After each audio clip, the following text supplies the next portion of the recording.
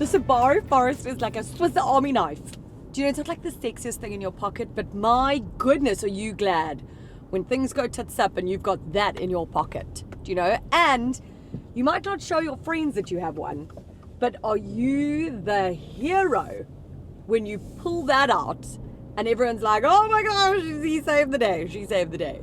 Just went with the he there. It's not often that I see ladies with a Swiss Army knife, which is a whole nother discussion. Anyways, do you know, it is so rare that I get to drive a Subaru, or Subaru, however you want to say it.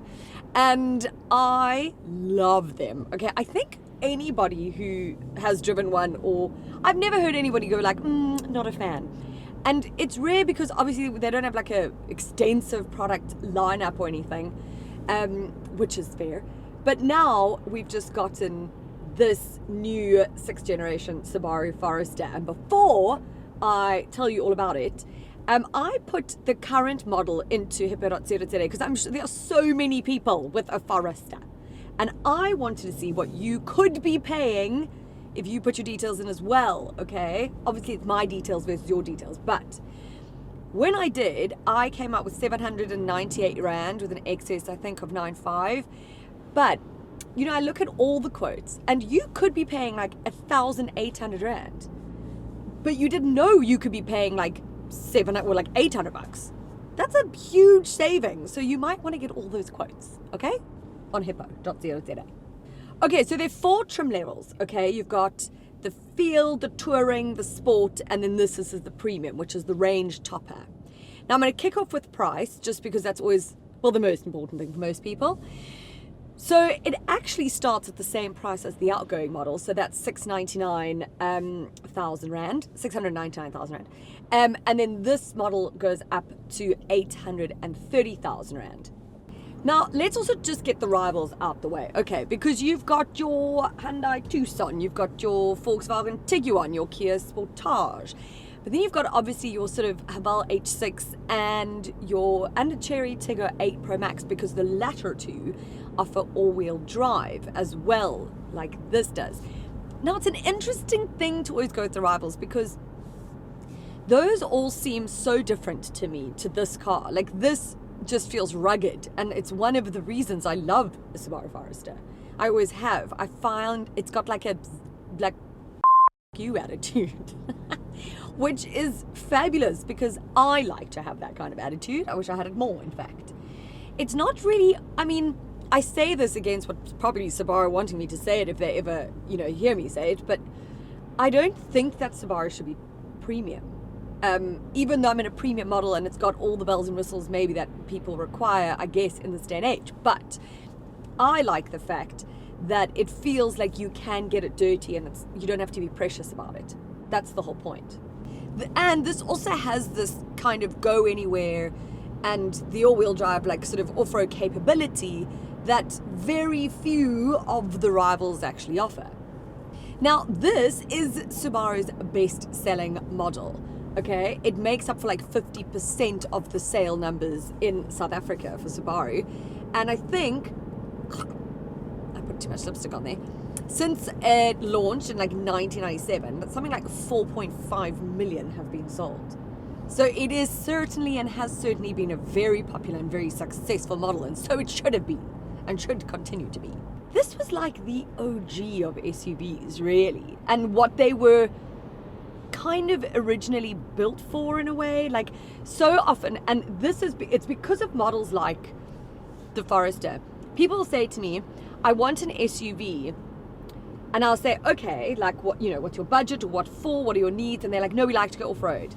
And like, I'm like, okay, but not all SUVs go off-road. Or yes, they have a higher ground clearance than like a hatchback, but they're not 4x4s. And I think a lot of people still, like older generations, think that an SUV means 4x4ing. And that's because of things like a Subaru Forester. Bear in mind, this has... Okay, I've done... You see, it's got like this eyesight thing, and like it keeps telling me when I'm not looking at the road. Okay, calm your farm. It has a 220mm ground clearance, which is like, I think, best in class. So it is quite high. You'll see it like, I've tried to take some video footage of how like high it looks from like the bum area, etc. Now they have, like I said, it hasn't changed much certainly from the previous gen. This had some, obviously it does have a few little things, like the grille's been redesigned. It's got more compact LED headlights. It's also now got Subaru's star cluster emblem. And then the interior has been quite updated as well. Like I say, I'm in the premium, so I've got like Alcantara leather, and I've got this 11 point whatnot touchscreen, which is in like an iPad like vibe, like this way. Vertical? Horizontal, vertical. You know what I mean? That way. And I would say it is certainly intuitive enough. I think like anything, I don't love an aircon system or climate control system in a touchscreen. This one isn't too bad, except again, when you click it, I hate that it takes over a whole screen. This isn't exclusive to Subaru. It drives me mad because with most models or most cars, is the fact that then it covers my Android Auto or my maps, you know, when I'm trying to be navigating somewhere. But overall, it sort of does have a lot of tech in here. Like there are so many safety features, especially on the premium model. The range has quite a number of safety features already. It's got the eyesight thing with like a wider field of vision and faster processing and all of that. And shoo, there's a few things on here, like it does genuinely keep saying to me, like, keep your eyes on the road. And you know what I like about that is it shows me, I always say this, why I hate touchscreens, right? Because I think that they are like big cell phones in the car. When I was trying to change the aircon, or when I'm just trying to do something with my Spotify or whatever, it will go like, keep your eyes on the road, and I'm like, well, how am I supposed to do all of that? Okay, voice control, I do realize, but touchscreen's here to be touched. It's got an emergency driving stop system on here. And what that does is, like, if it feels like you are not responding, like say now your hands are like this or your eyes are closed and you're just not able, it will like shudder the brakes a bit, and it will like audibly warn you, and then eventually it will actually just brake and pull over, because it means that maybe you've fallen asleep, which I think is really good. I mean, they always say like driving tired is more dangerous than driving drunk, and so I mean, try not to either. Don't drive drunk, obviously, but just try not to drive tired either. It also has new colors, and then this has got like the Alcantara leather. I'm not so sure about this brown and black. Brown and black is one of my worst color combinations. That's a preference thing and whatever, but oh, I don't love it. I do love that right here on the screen though is a stop-start button that I can turn the stop-start off. Amazing.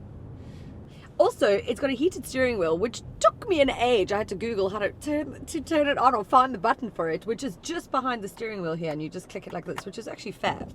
And shoo, it makes the steering wheel beavarum, okay? I didn't expect it, like, I've been in a car now, what was I in? I can't recall. Oh, the Mini. And it also had a heated steering wheel, but it wasn't like that warm. I used to be like, oh, it's nice, but it's not. This is like, shoo, I had to turn it off.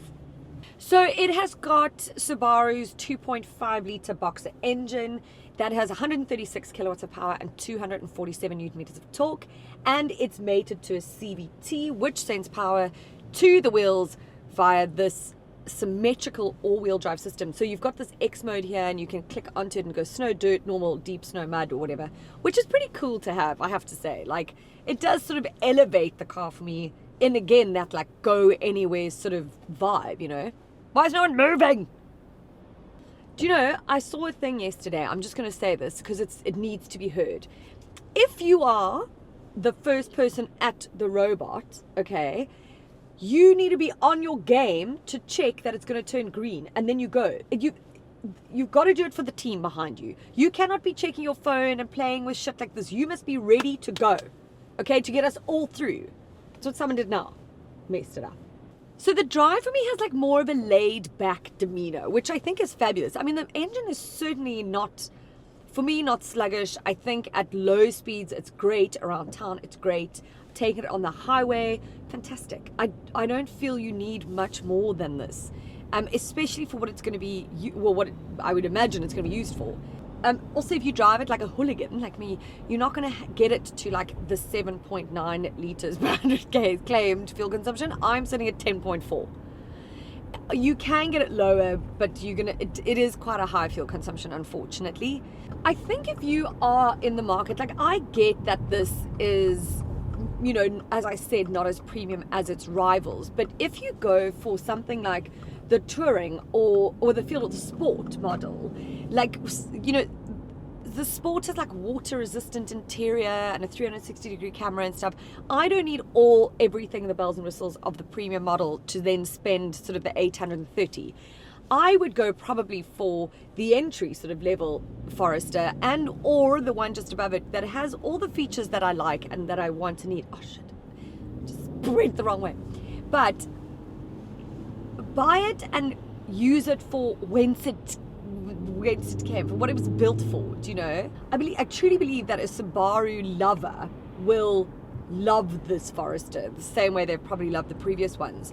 I fear that, like, everybody obviously is stuck on price, and with a lot of the brands that have come into the country and a lot of brands that are still, you know, like legacy brands and stuff, they do offer what customers are certainly going for. But the OG people, like the OG and the non-fancy, non-precious people, look at a Subaru Forester, because it might just surprise you how much you don't need all the other stuff, all the fanciness, all the shiny things. Okay, but maybe don't go for this color, this vibe, because I'd rather go for something else then. Do you think that a loyal Subaru customer will be like, psh, Forester for the win, FTW? No. Anyway, nope. Not pulling that off.